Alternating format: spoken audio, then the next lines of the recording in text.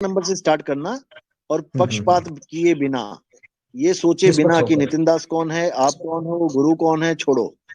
आपने बस उसमें जो अच्छी चीज लगे उसको अपनाना है, और जो सही नहीं लगे उसको रिजेक्ट मारते जाना है। नहीं नहीं, मैं ठीक चीजों को है। निष्पक्ष होकर देखता हूँ, आप, निष्पक्ष होकर।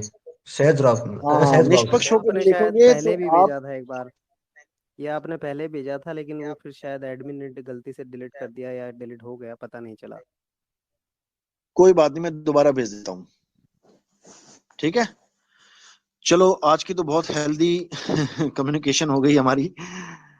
चलो खैर, कोई धन्यवाद ऐसा जी। ऐसी चीज जो समझ में नहीं आई किसी के, भाई के, नहीं, हर मेरे चीज तो क्लियर है। दिमाग में ठीक दोस्ती चली गई।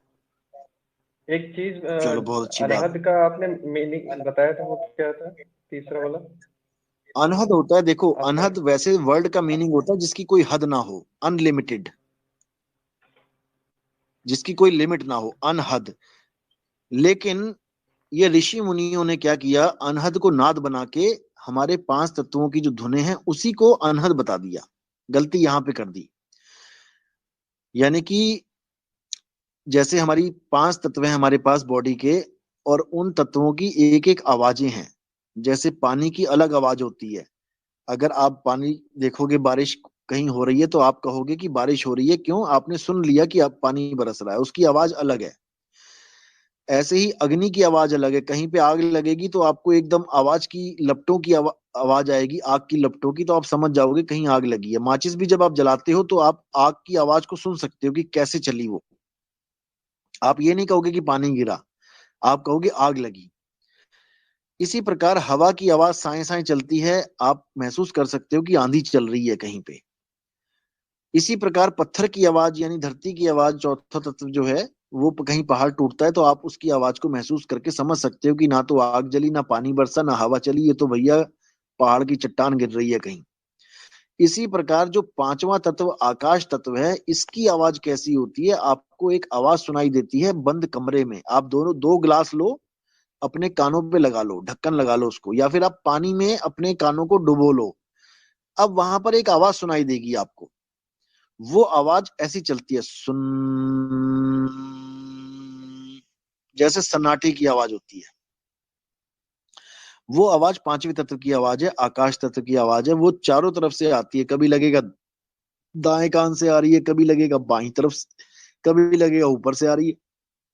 इन पांचों तत्वों में ही सारे संत महात्मा उलझ गए, इन आवाजों में। ये हमारे अंदर भी चल रही हैं। इसको अनहद नाद बोला गया। इसको कान बंद करके योगियों ने सुनना शुरू कर दिया। तो कबीर साहब को यहाँ पे आके बोलना पड़ा कि आंख ना मूंदो, कान ना रूंदो, तनिक कष्ट मत धारो, खुले नयन पहचानो, हस सुंदर रूप निहारो। यानी कि आंखें और कान बंद करने की जरूरत नहीं है। जैसे भोले शंकर युगों युगों तक आंख बंद करके बैठ जाते हैं भक्ति करने, कबीर साहब ने साफ मना किया कि ये करने की जरूरत नहीं है भाई। चलते फिरते उठते बैठते भक्ति करो, जैसे पनिहारिन अपने घड़िया सिर पे रखती है और सखियों से बातें करती चलती है, लेकिन पूरा ध्यान कहाँ होता है? घड़े पे। वो अपने घड़े को गिरने नहीं देती है।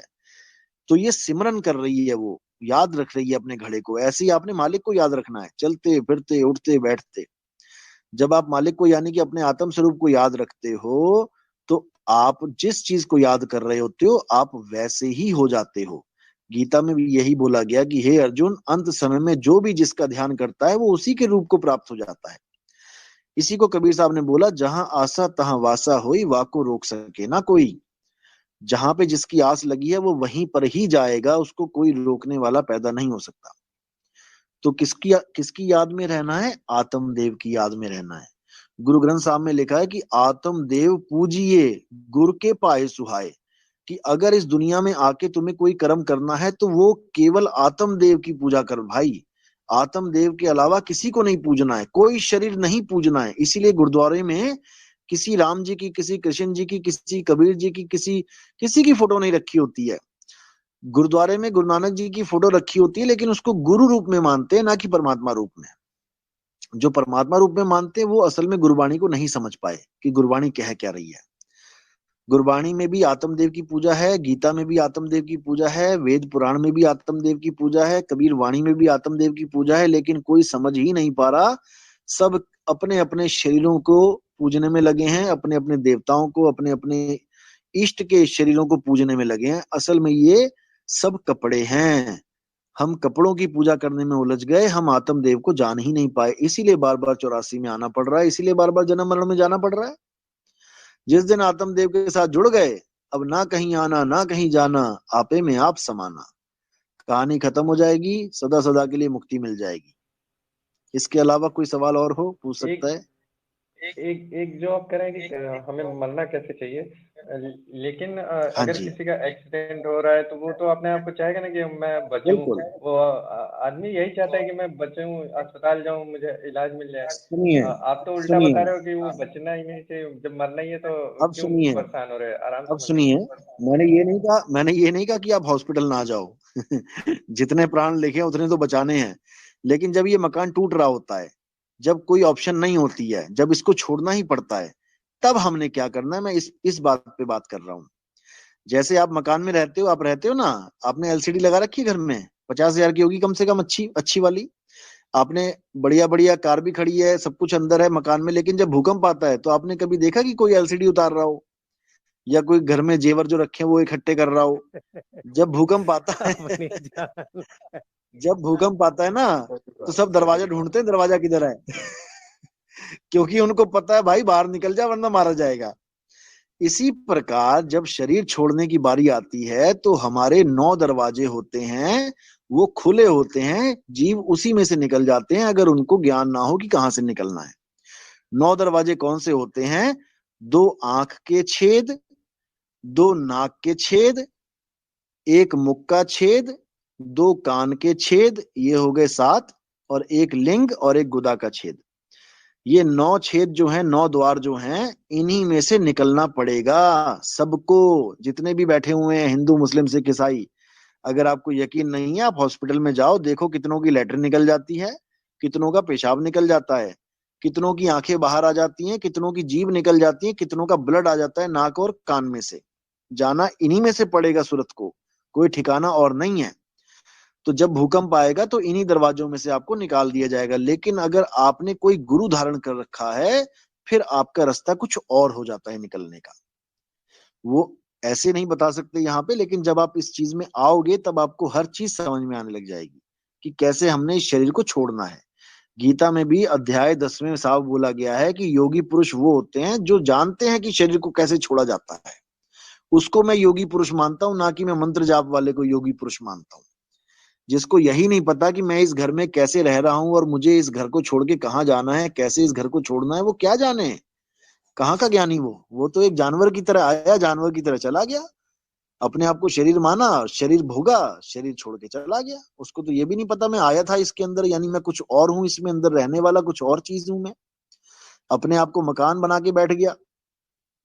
जब हम फेसबुक पे कोई फोटो अपलोड करते हैं अपनी, जैसे किसी बंदे ने आपसे कहा कि अपनी फोटो डालो, और आप अपने मकान की फोटो डाल दो और कहो कि यही मेरी फोटो है, तो आप पे हंसेगा, वो कहेगा भाई मकान नहीं चाहिए, तुम्हारी फोटो क्या है वो बताओ। लेकिन जब आप आधार कार्ड लेके जाते हो, या फिर आप सिम लेने जाते हो, राशन कार्ड पे जाते हो कहीं पे, तो वो कहता है अपनी फोटो लेके आओ। तब हम क्या किसकी फोटो दिखाते हैं उसको? हम अपने मकान की फोटो लेके जाते हैं। आप सिम लेने जाते हो तो आपकी फोटो अगर कोई मांगता है तो हम अपने मकान की फोटो दे रहे हैं उसको। यानी कि अपना शरीर जो है वो हमारा मकान है, और हम उस शरीर में रहते हैं। हम अपनी फोटो खींच ही नहीं सकते, क्योंकि हमें पता ही नहीं है हमारा स्वरूप क्या है, और ना ही कोई कैमरा ऐसा है जो हमारी फोटो खींच पाए। हमारे मकान की फोटो खींच देता है, हम अपनी फोटो ले लेके घूमते हैं मकान की, और जहां जरूरत होती है वहां अपने मकान की फोटो दे देते हैं, और बड़ी हंसी से खुशी से वो सामने वाला भी ले लेता है, क्योंकि उसको भी नहीं पता कि उसका स्वरूप क्या है। वो भी अपने आप को मकान बैठा है, समझ के बैठा है, आपके मकान को भी वो आपका स्वरूप मान के बैठा है। यानी एक मकान दूसरे मकान को फोटो दे के आता है, और दूसरा मकान पहले वाले मकान से फोटो लेके खुश हो जाता है कि हाँ भाई मुझे तो फोटो बंदे की मिल गई। लेकिन आपकी फोटो नहीं है वो, आपके कपड़ों की फोटो है, आपके शरीरों की फोटो है, आपके मकान की फोटो है। आपकी फोटो खींचने वाला इस दुनिया में कोई कैमरा ही नहीं बना, क्योंकि आप नहीं तो आत्मदेव फिर हो। नहीं तो फिर ये सारे मकान से छोड़ के मोक्ष कैसे पाएगा कोई? हाँ, यही तो समझाया जा रहा है। इस मकान से निकलने का सही तरीका ही मोक्ष के घर तक जाता है।